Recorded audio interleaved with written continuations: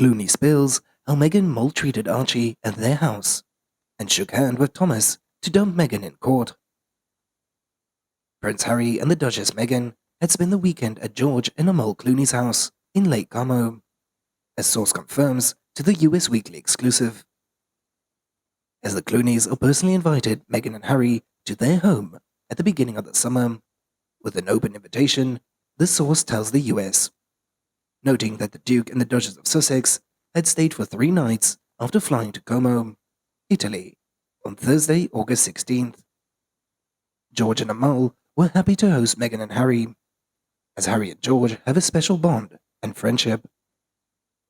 As back in May, George and Amal had attended Harry and Meghan's nuptials at St. George's Chapel at Windsor Castle in England. As the source had told the US at the time, that the actor had been behind the bar and the couple's evening reception, and at Frogmore House on May 19th, serving guest Gazimangos, the tequila brand that he confounded.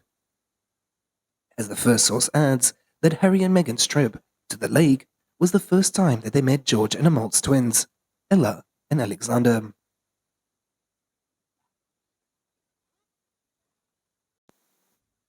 Recently, the Duchess of Sussex's estranged father said that he's been completely cut out of his grandson Archie's life, as Thomas Markle Sr. has described the whole ordeal as abuse, while calling out Meghan and son-in-law Prince Harry for not sending him a photo of the newest royal, according to the Mirror.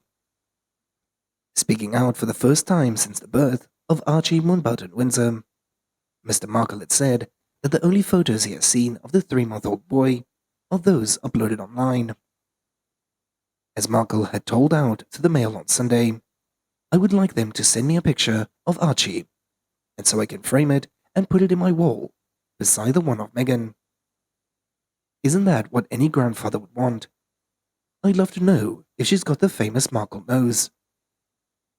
The former Hollywood lighting director claims that he sent Meghan a card through her financial advisor in Los Angeles, but he received no response.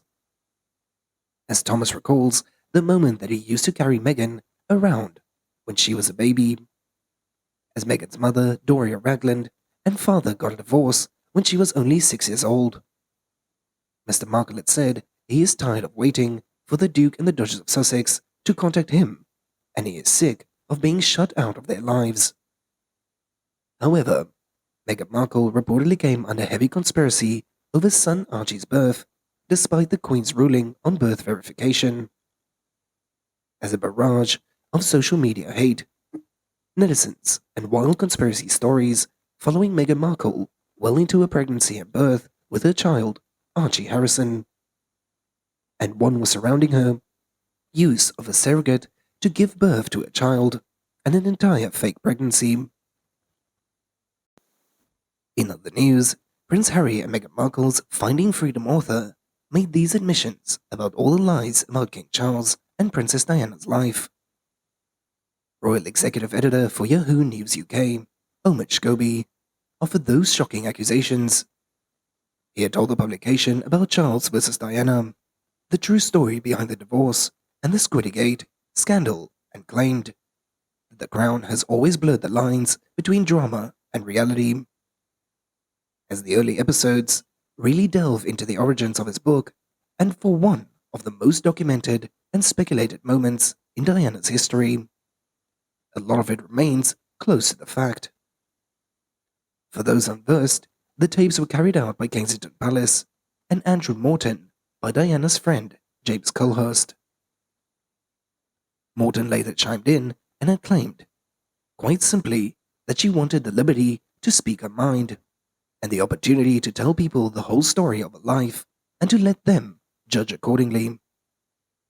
Scobie, on the other hand, believes that there are moments in the show where we get to see how the writers have taken the small nuggets of truth and had blown them up into full-on scenes.